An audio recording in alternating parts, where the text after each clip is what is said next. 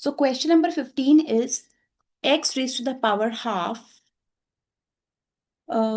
multiply y raised to the power minus 1 multiply z raised to the power 2 by 3.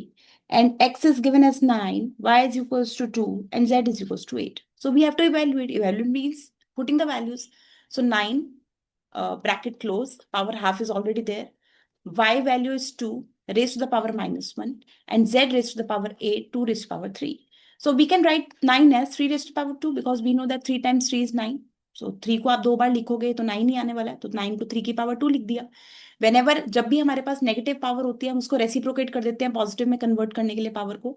और 8 को लिखा जा सकता है 2 इंटू 2 इंटू 2 मतलब 2 की पावर 3. ठीक है. तो जब भी हमारे पास अंदर बाहर पावर होती है तो मल्टीप्लाई होता है, तो 2 मल्टीप्लाई हाफ जो होता है वो कैंसिल हो जाता है 1 में, क्योंकि कैंसिल हो गया 1 आ गया. तो ये तो 3 आ गया, ये 1/2 है, इसका कुछ नहीं हो सकता.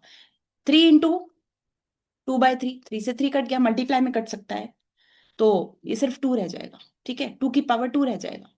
तो 3 टाइम्स 1/2 टाइम्स 4, तो ये कट गया, तो वैल्यू कितनी आ गई? वैल्यू आ गई आपकी 6. Right. So it's easy, it's very easy actually. Now let's take question number 16, which is one of the easy question. इस क्वेश्चन में आपको क्या करना है? क्वेश्चन में कन्वर्जन करना है पावर्स में. तो आपको पता है क्या करना है, आपको इस नंबर का एलसीएम लेना है. जब भी आपको किसी बड़े नंबर को पावर में कन्वर्ट करना होता है तो आपको उसका एलसीएम लेना है. ठीक है. सो क्वेश्चन आपका जो नंबर है वो है 49392. सो एलसीएम लेना स्टार्ट करते हैं 2 से, क्योंकि लास्ट में 2 इवन नंबर है. 2 2 जा 4, 2 4 जा 8, 2 6 जा 12, 2 9 जा 18, 2 6 जा 12, 2 1 जा 2 जा 3 जा 4 जा 8 जा, 2 6 जा 1 जा 7 जा, and 2 4 जा 2 3, 2 8 16, 2 7 14. Then by 3 I think 3 1 3, 3 2 6, and 3 9 27. Then again by 3, 3 4 12, 3 3 9, and then with 43 we have, right? So 3 4 12, 3 3 9. Let me check again. So 2 2 4, 2 4 8, 2 6 12, 2 9 18, 2 6 12, 2 1 ja, 2 2 ja, 2 3 ja, 2 4 ja, 2 8 ja, 2 6 ja 12, 2 1 ja, 2 2 14, 2 4 ja 8, 2 3 ja 6. Two numbers you are taking out, so it will be like this. So it is 3 and we have 0, क्योंकि दो number एक साथ उतारे थे ना आपने, तो यहाँ पे 0 आएगा. ठीक है. तो और फिर यहाँ पे आएगा एक और गड़बड़ हुई है, वेट अ मिनट, तभी 43 आ रहा था ये. So 3 3 9, 3 4 12, 3 3 9, then it will be by 7 7 49, और फिर 7 से जाएगा 7 7 जा और 7 1 जा. ठीक है. तो ये आपका 7 1 जा हो गया.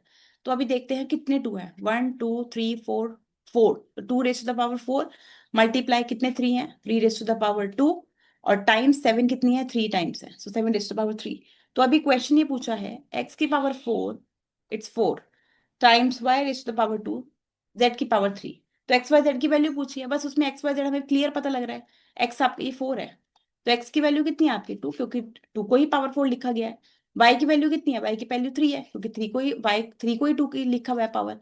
और z ऐसा क्या है जिसकी पावर 3 है, z आपका 7 है. तो it's as simple as that. तो जब भी किसी नंबर को पावर की फॉर्म में लिखना हो तो आपको एलसीएम लेना है बस, और कुछ नहीं है. और जितने बार रिपीट हो रहा है जो नंबर उतना उसका पावर लिखना है. That's it. तो या थैंक यू.